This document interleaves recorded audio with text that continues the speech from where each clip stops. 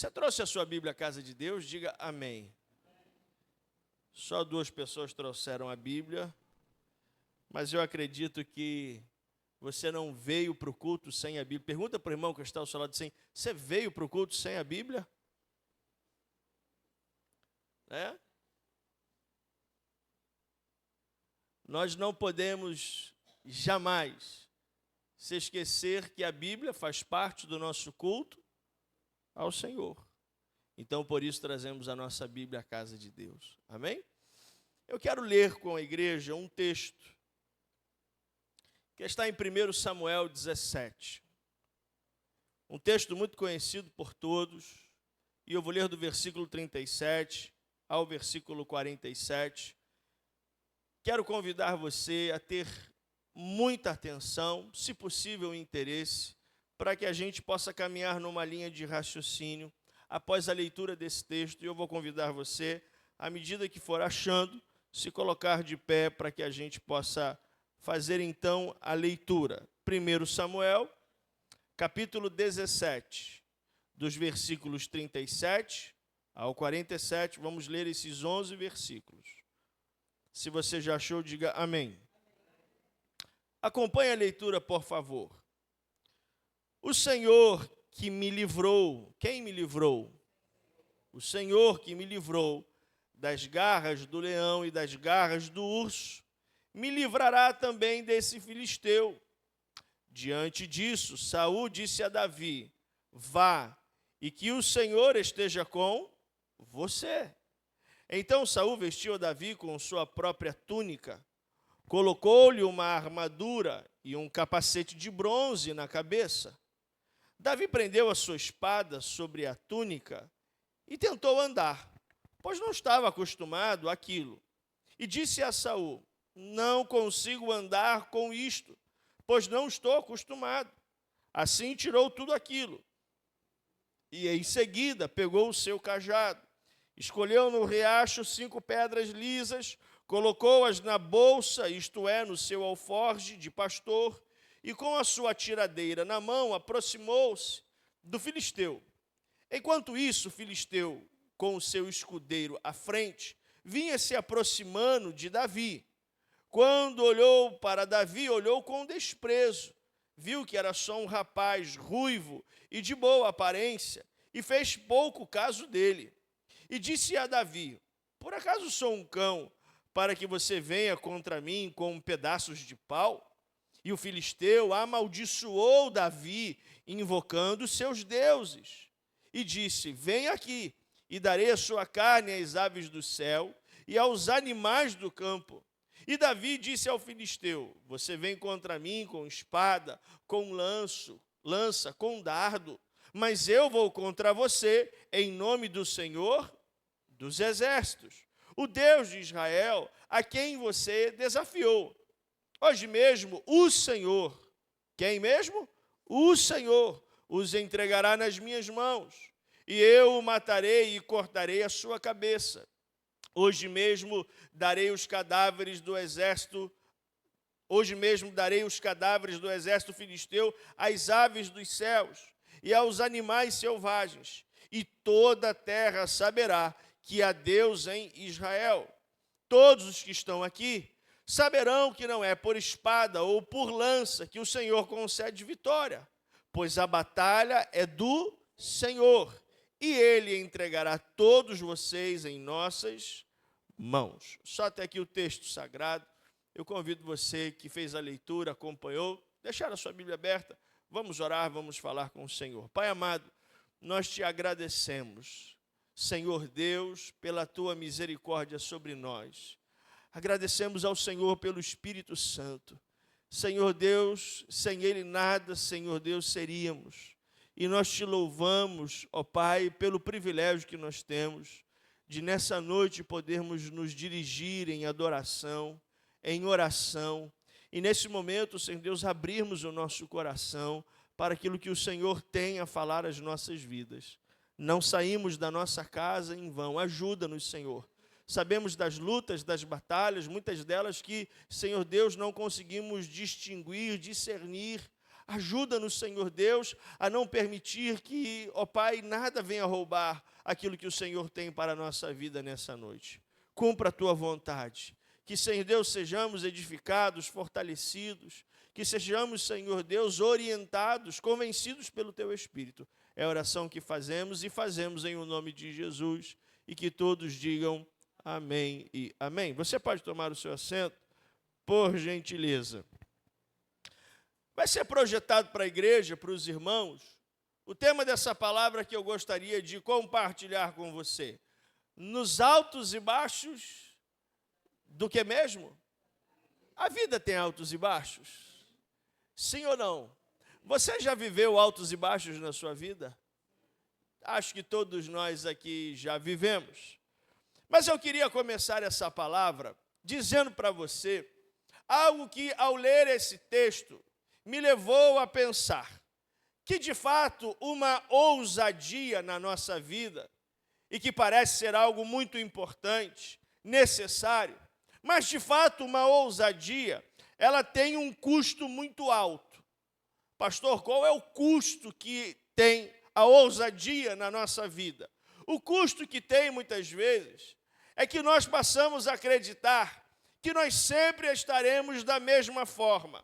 Nós sempre vamos estar com o mesmo nível de coragem, com o mesmo nível de confiança, com o mesmo nível de autoestima, com o mesmo nível de, então, força na nossa vida em todas as áreas. E esse preço é um preço muito caro, porque não é uma verdade. Não vamos estar assim todos os dias. Não acordamos animados todos os dias. Não estamos com disposição, como gostaríamos de estar, diante dos nossos desafios todos os dias da nossa vida. Nem sempre vamos ter ousadia como deveríamos para muitos problemas que temos que encarar. Então, tem dias que você e eu sabemos que nós somos testados. E não somos testados na nossa força. Se nós não somos testados na nossa força, pastor, tente me ajudar a compreender. Nós somos testados naquilo que nos mantém de pé. E a gente, então, sabe que em muitos momentos da nossa vida nós temos dificuldades e muitas vezes são situações que são nem tão complexas e nós não conseguimos mais enxergar, não conseguimos mais agir, não conseguimos mais tomar decisões. Aí talvez você possa até acreditar que nesses dias de desafios é que nós crescemos. Talvez você pense e diga, pastor, são nesses dias em que os desafios surgem que nós vemos as oportunidades que nos farão vencedores, que nos farão vitoriosos. Mas e se eu dissesse, hoje aqui, nesse dia, para os irmãos, que nem sempre a nossa capacidade é avançar de forma vitoriosa, que nem sempre na nossa vida, na nossa jornada, a nossa capacidade de avançar nos torna, então, campeões vitoriosos. E se eu dissesse a você aqui nessa noite, que nem sempre a nossa capacidade histórica do que já conquistamos há um tempo atrás, nos motiva a triunfar o tempo todo. Eu quero que você pense comigo exatamente isso na vida. Que a vida, ela oscila entre altos e baixos. E a gente não pode pensar que essa nossa capacidade de avançar é que vai nos fazer vitoriosos em todos os momentos da nossa vida. A gente não pode pensar que aqueles momentos que já vencemos no passado é que vão ser inspirações para nós triunfarmos o tempo todo. Eu olho para essas fases da vida e percebo que tem momentos da vida em que nós vamos conquistar avançando. Mas também tem momentos da nossa vida que nós vamos conquistar recuando. Tem momentos, irmãos, da nossa jornada que nós vamos, com muita alegria, conquistar, dando os passos para frente, avançando, conquistando. Mas tem momentos da nossa vida, e talvez isso seja não tão fácil de compreender, que será recuando que nós vamos avançar em áreas importantes da nossa jornada. Mas em todos os dias, nós não podemos agir sem que a nossa prioridade, independente de qual seja a realidade, apontar para o Senhor. Então eu quero olhar para o texto que nós lemos. Texto conhecido. O texto ele trata sobre a batalha do povo de Israel com o povo filisteu. O texto diz que do lado do povo filisteu tem um gigante. E diz que nessa batalha o povo de Israel estava recuado. E aí então o Davi de 1 Samuel, ele encanta por sua atitude. O Davi de 1 Samuel, olhando para a proporcionalidade natural, humana, ele encanta a nossa vida, o nosso coração, com a sua ação. Ainda mais diante daquilo que estava acontecendo naquele cenário. E a gente precisa lembrar, ninguém avançava, ninguém tinha ousadia, ninguém tinha coragem. Todo mundo estava recuado, mas então o Davi, ele decidiu avançar. O Davi, ele fez diferente de todo o exército de Israel. Davi não estava como os demais ali naquele campo de batalha, no vale de Elá, acovardado, olhando para as suas dificuldades, acuado. Nós conhecemos profundamente essa história. E a gente vai ver que era um momento de vitória. Eu chamaria esse momento de uma fase na nossa vida em que a gente não quer que acabe nunca. Pastor, que fase maravilhosa. Olhar para um cenário em que nós estamos sendo envergonhados e o jogo mudar, a história mudar, o cenário mudar. Então eu diria para você, um filósofo chamado Clóvis Barros, ainda vivo, e ele diz que a alegria é um momento que nós não desejamos que termine. E eu diria que esse é um momento na nossa vida, irmãos, que nós não gostaríamos que nunca tivesse fim. O tempo passa, as coisas e os cenários não ficam na mesma fase para sempre. Não ficam como Davi gostaria que sempre ficasse.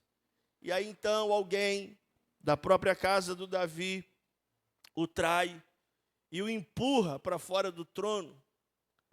Quem é esse homem da própria casa de Davi? Depois de alguns anos, Davi já rei de Israel, depois de tantos desafios, quem é esse homem da própria casa de Davi, que faz então isso na caminhada, na história de Davi? É o próprio filho de Davi, Absalão. O Absalão, ele ficava na porta do templo, o Absalão, ele ficava na porta do palácio, o Absalão, ele ficava na porta dos lugares, ele fazia o quê? O rei julgou sua causa dessa forma, olha, se eu fosse rei, eu julgaria de um outro jeito. O rei fez isso.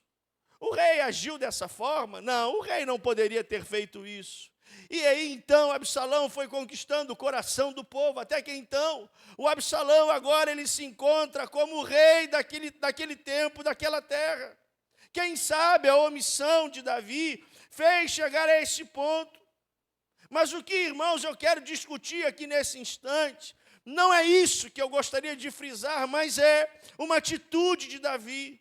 O mesmo capítulo 17 de 1 Samuel, quando então ele tem uma atitude de ousadia, quando ele então tem uma atitude de coragem, e aí nós então pensamos, pastor, nós acreditamos que vamos viver sempre assim, vamos estar sempre nesse nível, não acreditamos que a vida às vezes tem umas reviravoltas.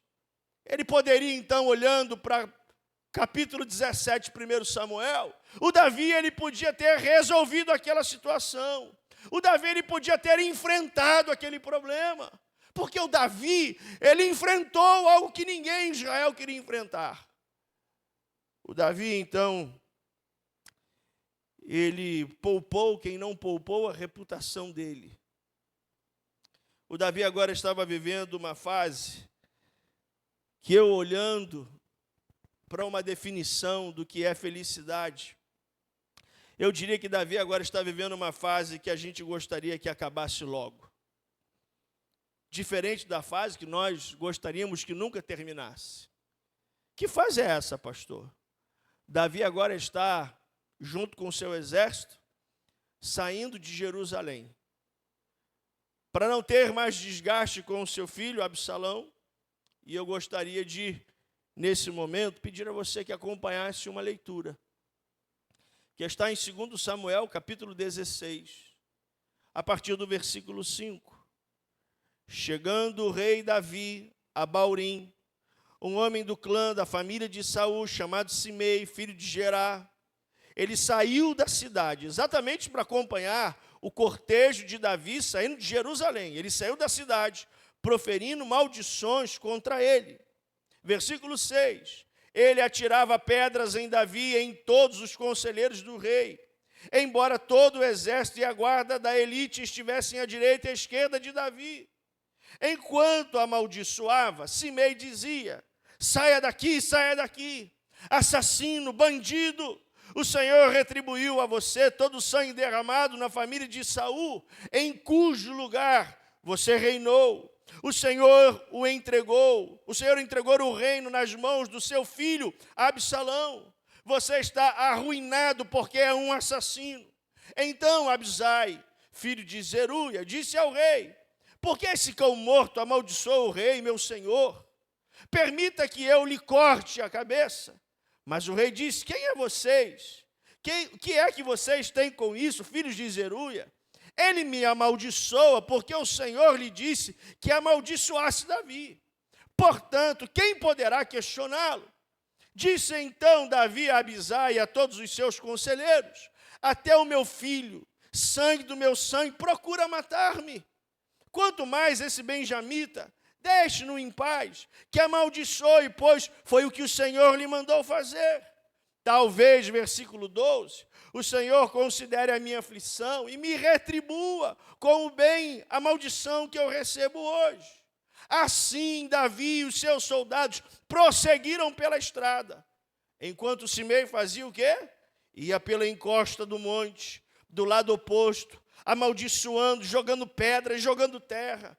E o rei e todo o povo que estava com ele chegaram exaustos a seu destino e lá descansaram. Eu estou agora junto com você, olhando para o mesmo Davi corajoso, o mesmo Davi cheio de ousadia, o mesmo Davi que mudou um cenário quando então os filisteus estavam sufocando Israel. O Davi agora, por conta de uma situação desfavorável, o Davi está saindo de Jerusalém. E enquanto Davi sai de Jerusalém, há um homem que da família de Saul começa então a amaldiçoar, jogar areia, um ato de humilhação, jogar pedra, dizer que Davi estava sentenciado. O Abisai vê aquilo e diz: não, eu não posso deixar, meu rei, que uma cena como essa continue. Deixa eu ir lá e cortar a cabeça desse Simei. A gente olhando, e preste atenção nisso. Para a história de Davi, a gente vai dizer: isso não é uma tarefa difícil. Para quem matou um gigante, isso não é nada. Só que o Davi faz o quê? Abisai, não. Não faça isso. Deixa isso com Deus. O momento não é o melhor. O momento é um momento de humilhação. Mas Deus, Ele conhece o amanhã. E eu faço uma pergunta para você aqui nessa noite. Deus conhece o amanhã, sim ou não? Sim. Eu conheço o amanhã? Não. Mas Deus conhece. Aí o Davi, do primeiro capítulo de Samuel, versículo 17, que não deixou para depois. É o Davi que agora está dizendo para Abisai: deixe nas mãos de Deus, Abisai. Nós poderíamos ir lá, subir a montanha e acabar com essa história, mas Abisai, o Senhor conhece o amanhã. Talvez seja até o próprio Deus que direcionou Abisai para poder então amaldiçoar, mudar essa história. Quem é que vai convencer Abisai diferente? Eu olho para essa história, irmãos, e fico pensando comigo. Imagine o Simei depois daquele momento. Davi apontou para o Senhor quando derrubou um gigante. Davi também apontou para o Senhor, enquanto o cão morto do Simei, dito pelo próprio Abisai, o humilhava. Davi ele poderia ter terminado olhando para o preço que a ousadia cobra de nossas vidas. Davi ele poderia ter terminado com aquilo naquele momento, naquela situação. A minha pergunta à igreja hoje é: quem é que está no controle da sua vida? Quem é que está no controle da sua jornada? Quem é que está no controle quando a vida muda de altos e então nós mergulhamos em cenários desafiadores, em que nós procuramos e dizemos: Senhor, o que é que aconteceu? Que situação, que história é essa? Davi confia que a solução das suas lutas está nas mãos de quem? Davi, quando ele vai enfrentar o Golias, ele diz: não é com a minha força, não é com a minha funda, não é com a minha pedra. A batalha, ela é do Senhor, e eu confio no Senhor. Eu sei que o Senhor é quem luta as minhas batalhas. A minha pergunta é: quem é que continua lutando as batalhas do Davi? O Davi agora está diante desse cenário, indo para fora de Jerusalém, e quando Abisai diz: nós vamos resolver no nosso braço, Davi diz: não, Abisai, é o Senhor quem continua lutando as nossas batalhas. É o Senhor quem continua dando solução aos cenários desafiadores da vida. Perceba, irmãos, que o tempo passa. O tempo de Davi fora de Jerusalém acaba. Davi agora está voltando para Jerusalém. Absalão morreu numa batalha, morto por Joabe. Aí agora, então, o Davi está voltando para Jerusalém. Quando eu falo isso para você, qual é a primeira pessoa que você pensa? Davi voltando para o lugar de onde ele saiu? Você imagina o encontro de Davi com quem? Com Simei. O homem que jogou pedra, areia, e disse a Davi que ele estava sentenciado. O Davi sai agora sem ser rei, e Davi agora está voltando para assumir o trono. Olha o que acontece quando Davi volta para Jerusalém. Segundo Samuel, capítulo 19, versículos 16 ao 23. Acompanhe a leitura. Simei, filho de Gerá, benjamita de Baurim, foi depressa com os homens de Judá para encontrar-se com quem? Rei Davi, para continuar tacando pedra, para continuar tacando areia, para continuar amaldiçoando. Olha o texto.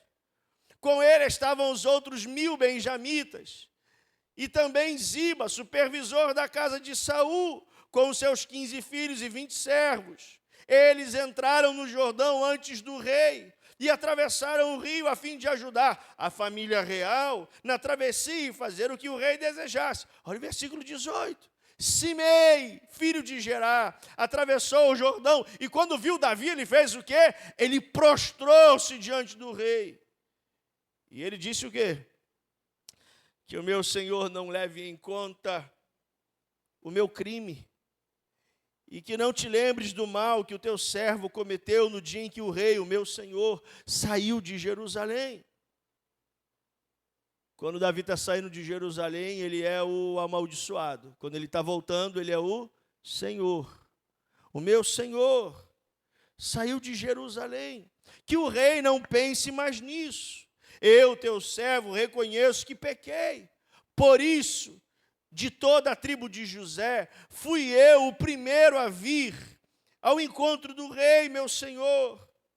Então Abisai, aquele mesmo que viu o cenário quando Davi estava saindo de Jerusalém com todo o seu exército, ele ouve aquela história, ele diz: Simei amaldiçoou o ungido do Senhor, ele deve ser morto. Davi naquela hora então para Abisai e diz: que é que vocês têm com isso, filhos de Zeruia? Acaso se tornaram agora os meus acusadores? Deve alguém ser morto hoje em Israel? Ou não tenho hoje a garantia de que voltei a reinar sobre Israel? E o rei, olhando nos olhos de Simei, prometeu: sob juramento: Simei, você não será morto. Pastor, aconteceu alguma coisa. Tem alguma coisa estranha. Porque o Davi, em 1 Samuel 17, age de um jeito. Agora eu estou vendo o Davi, parece que não está assim tão preocupado. É que às vezes a gente olha a atitude de ousadia e a gente acha que ousadia muitas vezes vai ser sempre avançar, vai ser sempre conquistar, vai ser sempre viver esse cenário. A minha pergunta hoje à igreja, aos irmãos, é quem é que dirige a sua vida nos dias que nós queremos que termine? Pastor, eu gostaria que esses dias difíceis terminassem hoje, mas quem é que dirige a nossa vida? Deus dirige a nossa vida. Deus está no controle de tudo na nossa jornada. Deus está no governo até das coisas que nós não conseguimos enxergar. Quem é que dirige a sua vida nos dias que nós desejamos que termine rápido? Deus dirige as nossas vidas. O Abisai está dizendo para Davi: Davi, que dia difícil. Vamos amenizar essa história cortando a cabeça de Simei. Davi diz: não. O mesmo Deus que nos dirigiu lá diante de um gigante é o mesmo Deus que continua nos dirigindo. Precisamos, Abisai, entender essa verdade. Até mesmo quando nós podemos fazer algo, nós temos que ter esse cuidado. Até quando nós temos uma solução, eu olho que esperar Deus agir é uma adoração cheia de fidelidade, cheia de dependência. Nós vamos esperar Abisai Deus agir. Nós vamos esperar Abisai Deus mover o que precisa. Deus muitas vezes vai nos levar a campos de batalha na nossa vida, para saber para onde nós apontamos. Deus muitas vezes vai nos levar a momentos em que, para nos fazer vencer, Ele vai nos dar uma funda, pedras e muita coragem. Mas em outros momentos, Ele vai apenas nos inspirar a esperar, a descansar nele. Eu olho para isso tudo, irmãos,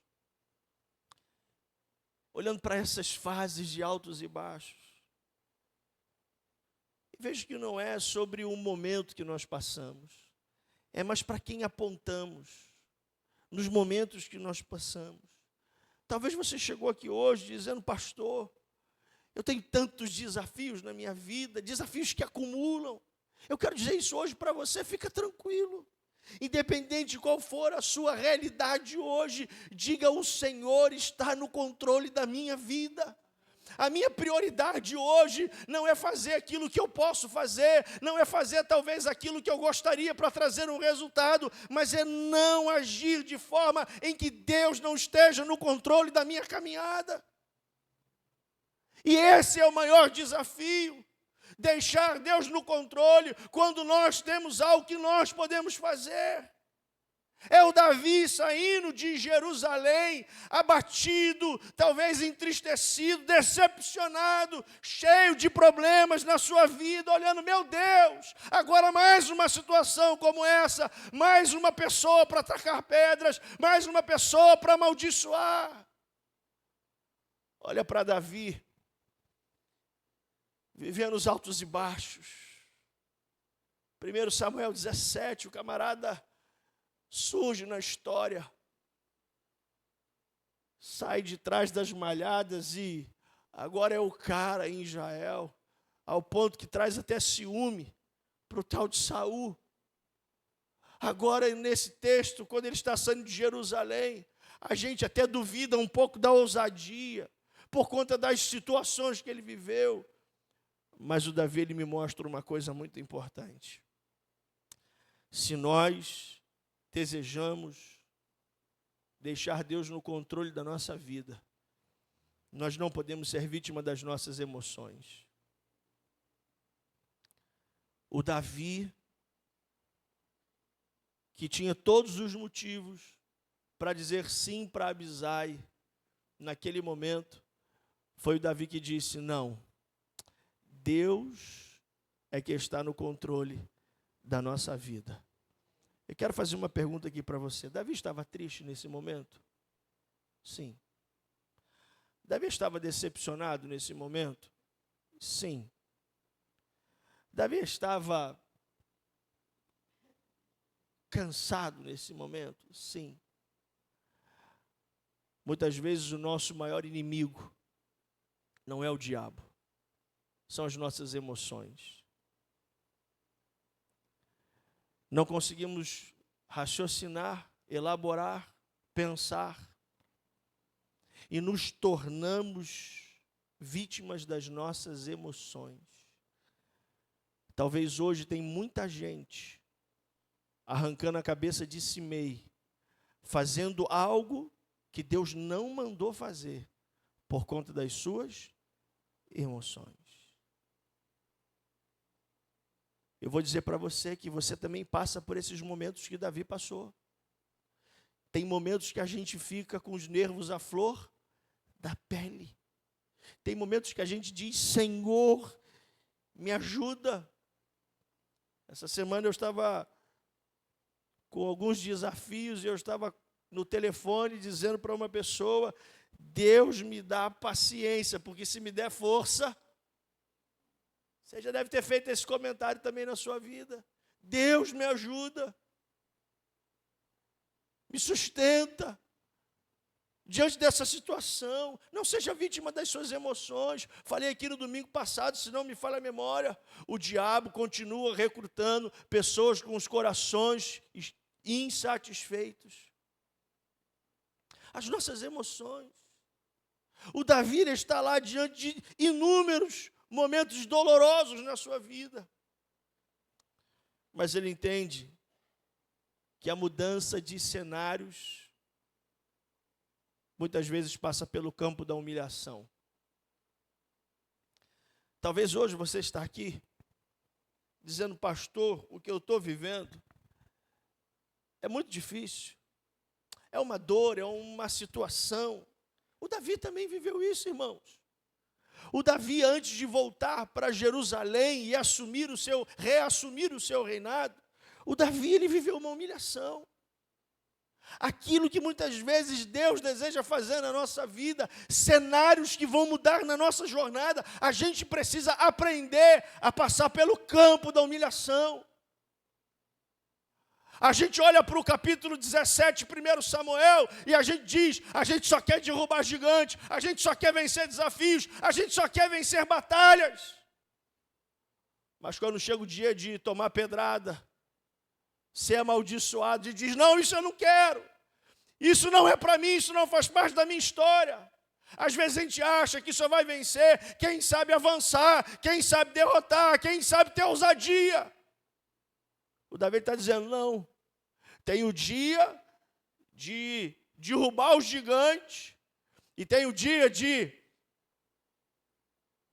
fechar a boca e saber apanhar. E saber esperar Deus agir. E saber ser humilhado. E porque fui humilhado, eu vou dizer: agora acabou, para mim não serve mais, eu não volto mais para Jerusalém. Eu não quero nunca mais olhar nos olhos de Simei. Porque se eu olhar nos olhos de Simei, ele vai ver o que é bom para tosse. Não. É o Davi voltando para Jerusalém. E aí quando eles estão atravessando o Jordão, a turma que deixou Davi embora sozinho, agora está fazendo fila no Jordão. O senhor precisa de ajuda? Sentimos a sua falta. Quer que a gente carregue as suas malas? Olha, Davi, como foi ruim ficar sem você nesse tempo. Aí então aparece o Simei, vem correndo e mergulha no chão aos pés de Davi e diz: ah, meu senhor, meu rei, finge que não aconteceu nada, está tudo certo. E o Davi diz para Abisai: não vamos fazer tal coisa. Sabe, irmãos, a vida tem altos e baixos. Eu uma vez estava andando e vi a roda gigante que tem no centro do Rio de Janeiro. perto do Museu do Amanhã.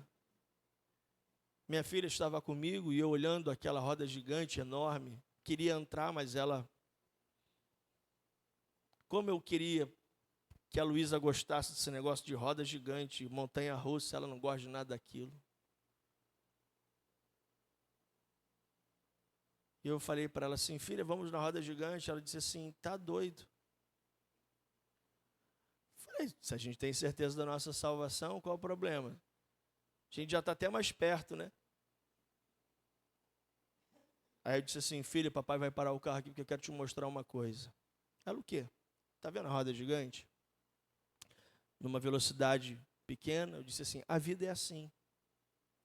Um dia a gente está lá em cima, mas a roda gigante, ela se movimenta.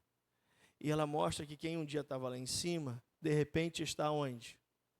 Lá embaixo. O segredo, às vezes, da vida é isso. É a gente, independente dos altos e baixos, para quem nós apontamos?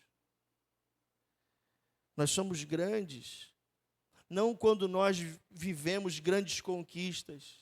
Nós somos grandes, não quando nós derrubamos gigantes famosos. Nós somos grandes, não quando passamos a ser muito conhecidos. Nós somos grandes quando nós aprendemos a apontar para o Senhor. Eu estou diante de um gigante, e eu digo para o gigante, que amaldiçoou Davi, da mesma forma que Davi foi amaldiçoado por Simei. Eu digo para o gigante, ô gigante, nem gigante, né? Ô Golias, nem Golias, é o incircunciso. É o Senhor quem luta as minhas batalhas, seu bobo. Se você lesse a Bíblia, você ia saber que é o Senhor quem luta as batalhas do seu povo. Agora o Davi também está dizendo para Abisai, é o Senhor quem luta as nossas guerras. Para que a gente vai querer fazer isso? O tempo passou e Davi mostra que somos grandes, irmãos. Não quando a gente vence todos os desafios. Somos grandes quando nós aprendemos a esperar no Senhor. Somos grandes quando a gente olha para a vida e diz, é Ele quem me sustenta. Eu elevo os meus olhos para os montes e me pergunto, de onde vem o meu socorro? O meu socorro vem de quem? Do Senhor. O seu socorro vem de quem? Do Senhor.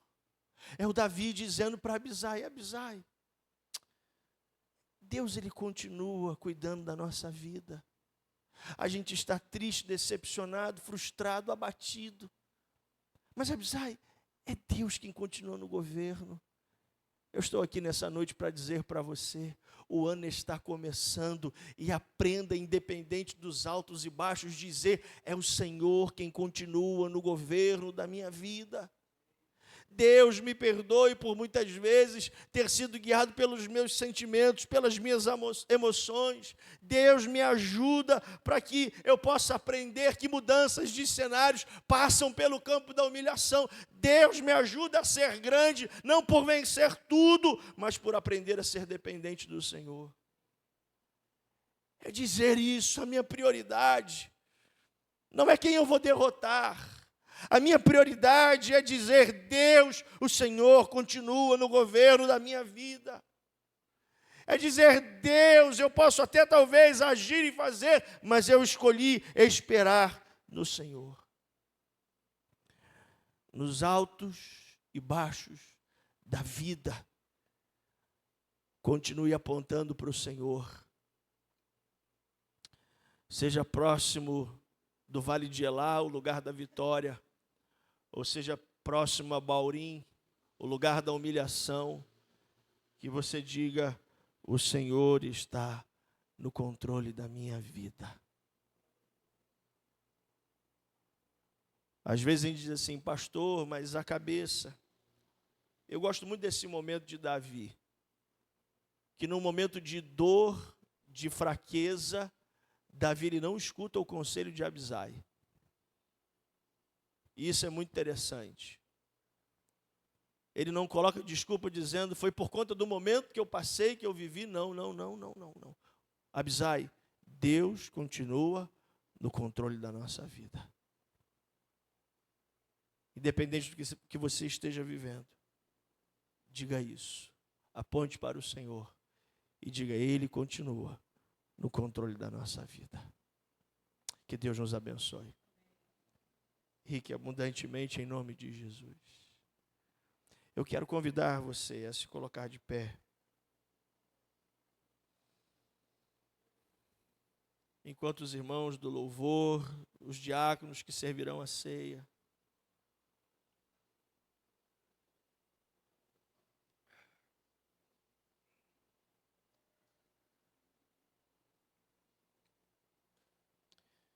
eu quero convidar você a olhar para esse início de ano e dizer no seu coração: Senhor, ajuda-me a apontar para o Senhor. Ajuda-me, como Davi,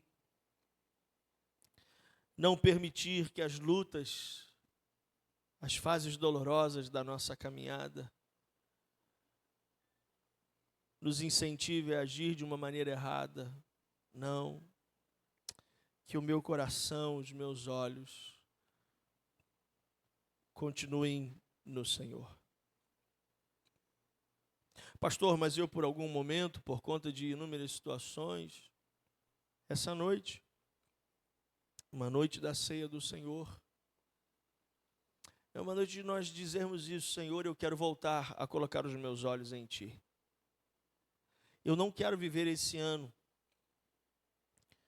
sem que os meus olhos estejam no Senhor, sem que os meus ouvidos estejam guardados pelo Senhor. Eu desejo viver esse ano como Davi. 1 Samuel 17. Ah, que alegria. 2 Samuel 16. Que dor. Você já foi humilhado na sua vida? Já foi? Talvez então você saiba o que Davi viveu nesse momento.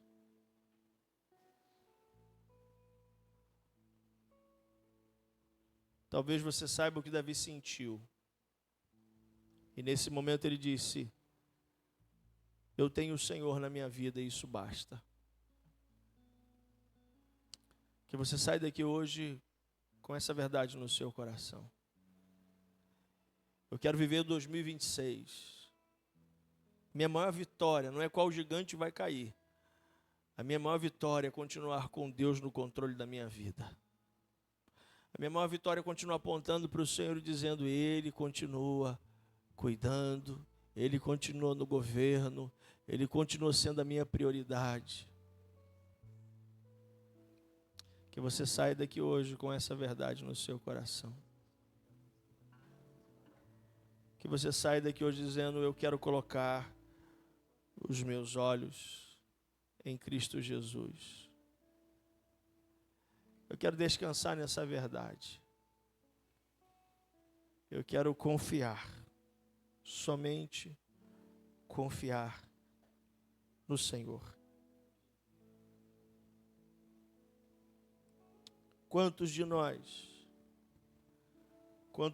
não estamos aqui hoje, nessa noite, dizendo: ah, pastor, eu preciso tanto.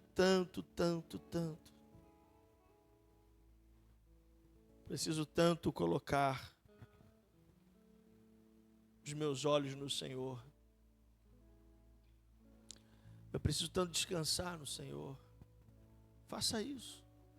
Que essa ceia seja hoje para você virar uma chave, viver uma experiência, dizer a Deus quem governa a minha vida. Em nome de Jesus. Digno desta canção, só Tu és, Senhor.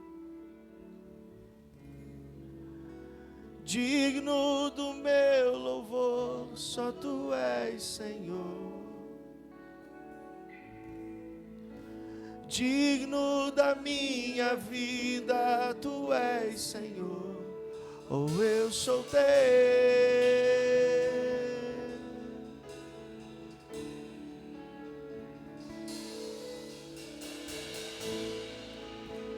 Nome que é sobre todos é o teu Jesus. Ele é a fonte, cante. Fonte da salvação. Só tu és Jesus. Digno da minha vida, tu és Jesus. Ou eu sou teu, eu sou teu. Santo, és incomparável. És inigualável. Diga isso ao Senhor, cante. Abre os meus olhos, Senhor, mostra quem tu és e enche o meu coração do amor que faz mudar o mundo.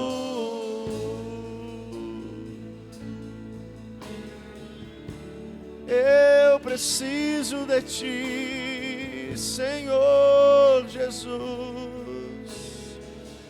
Abra seus lábios e diga isso ao Senhor. Digno desta canção, só tu és, Senhor. Digno do meu louvor, só tu és, Senhor. Digno da minha vida, tu és, Senhor. Ou eu sou teu. Tu és, Senhor Jesus. Nome que é sobre todos é o teu Jesus. Ele é a nossa fonte de salvação. Fonte da salvação, só tu és, Jesus. Digno da minha vida, tu és, Jesus. Ou eu sou teu. Com todo o seu coração, abra os seus lábios, diga isso ao Senhor. Santo, és incomparável, és inigualável. Abre os meus olhos, Senhor, mostra quem tu és e enche o meu coração do amor que faz mudar. Ele é santo, santo, és incomparável, és inigualável. Abre os meus olhos, Senhor, mostra quem tu és e enche o meu coração do amor que faz mudar o mundo. Tu és, Senhor Jesus. Declare isso ao Senhor com todo o seu coração. Diga: eu vou concluir minha vida em ti. Tu és meu fundamento. Eu vou confiar somente em ti. Não vou ser abalado. Eu vou construir minha vida em ti. Tu és meu fundamento. Eu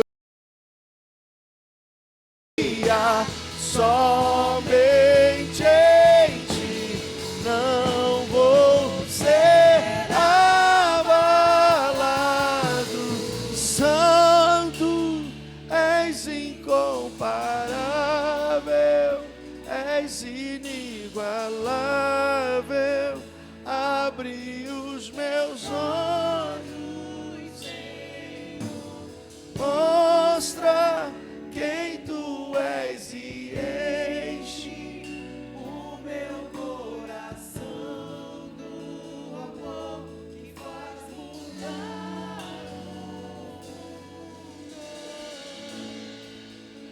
porque recebi do Senhor o que também transmiti a vocês, que o Senhor Jesus, na noite em que foi traído, pegou o pão, deu graças, partiu e disse: isto é o meu corpo, dado em favor de vocês. Façam isto em memória de mim. Amado Deus, ao levantarmos esse pão, estamos apontando para Jesus e dizendo que Ele é o Senhor das nossas vidas. Olhamos, Senhor Deus, para a nossa jornada e compreendemos que, Senhor Deus, sem Jesus nada faz sentido. Até os momentos, Senhor Deus, de alegria são passageiros, porque só faz sentido se Jesus for o Senhor da nossa história.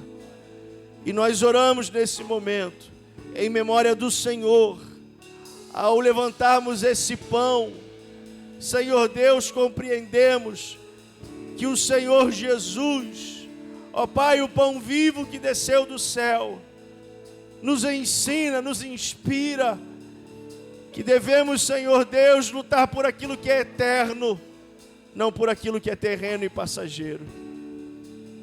Que essa seja a verdade que sustenta e direciona o nosso coração. Por isso nós te agradecemos, em o nome de Jesus. Que todo o povo de Deus diga: comamos do pão em nome de Jesus.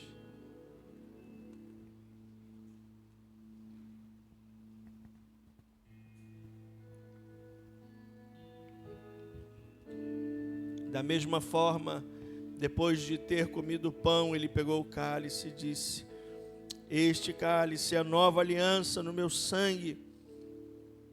Façam isso sempre que o beberem em memória de mim, porque sempre que comerem deste pão e beberem deste cálice, vocês anunciam a morte do Senhor até que Ele venha.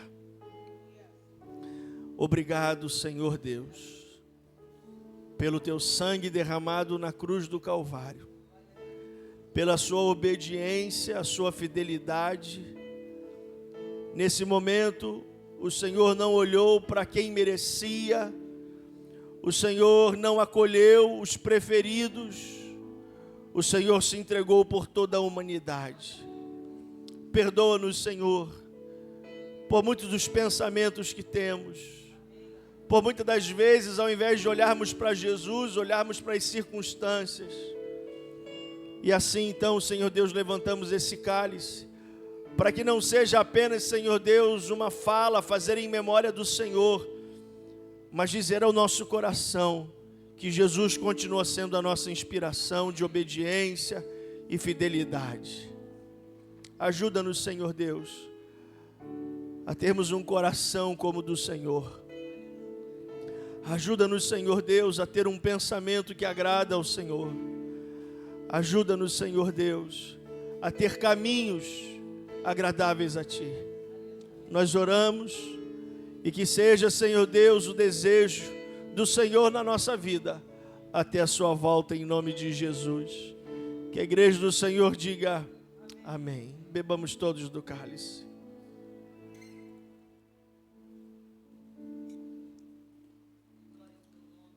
Glórias a Jesus.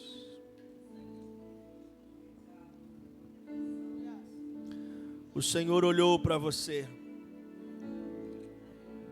O Senhor olhou para a sua história. O Senhor na cruz, Ele lembrou de mim, lembrou de você. O Senhor na cruz disse: um dia Ele vai passar, ela vai passar pelo caminho de Baurim. Um dia Ele vai ser condenado, ela vai ser condenada. Mas eu sou aquele que restaura histórias.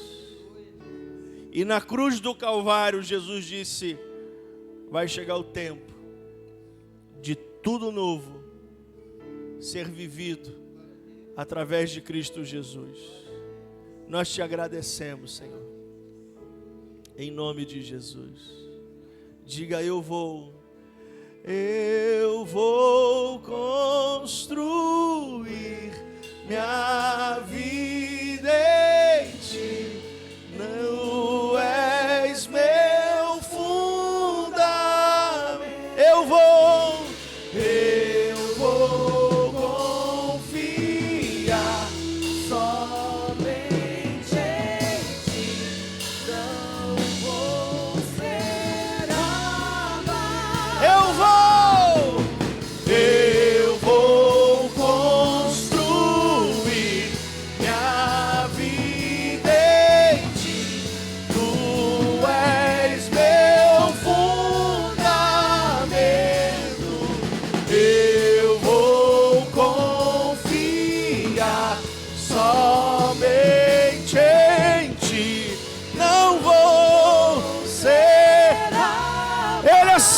Santo, Santo, és incomparável, és inigualável.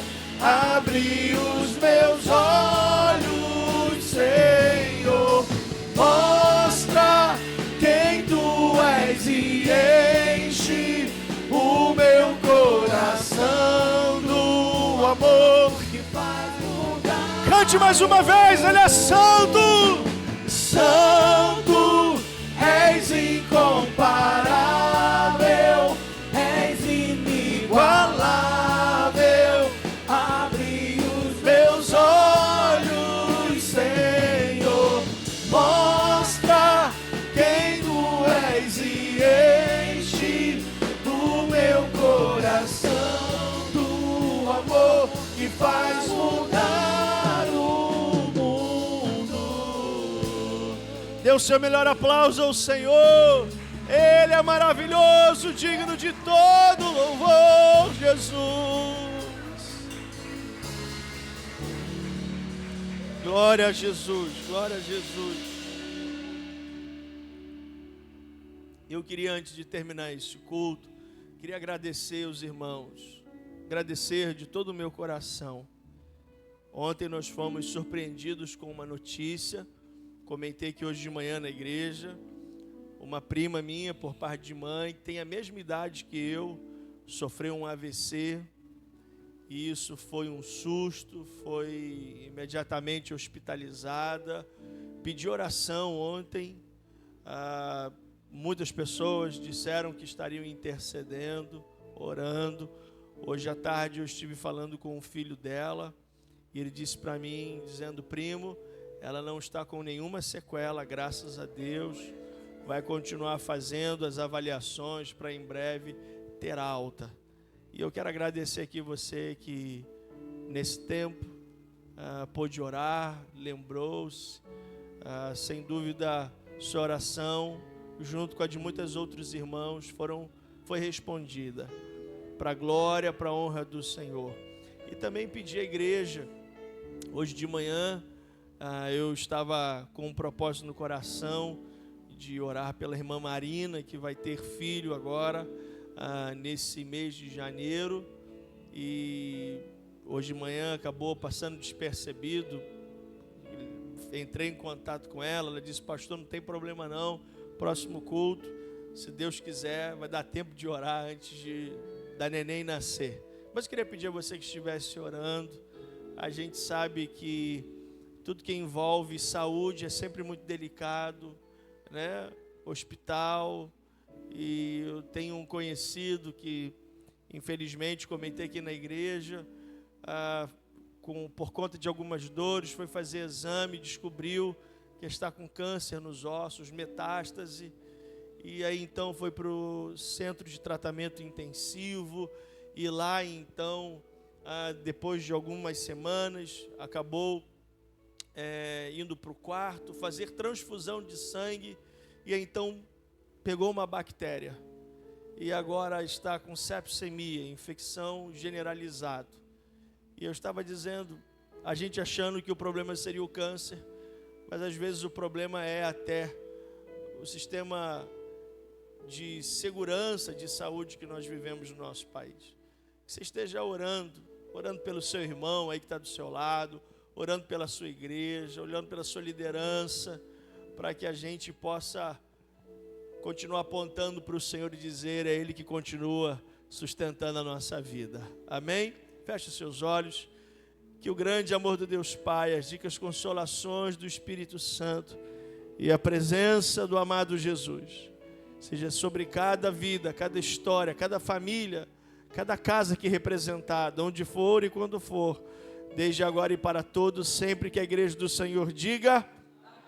Queria convidar você, antes de ir embora, abraçar o seu irmão e dizer para ele: meu irmão, eu estou orando por você. E é de verdade. Que Deus te abençoe rica e abundantemente.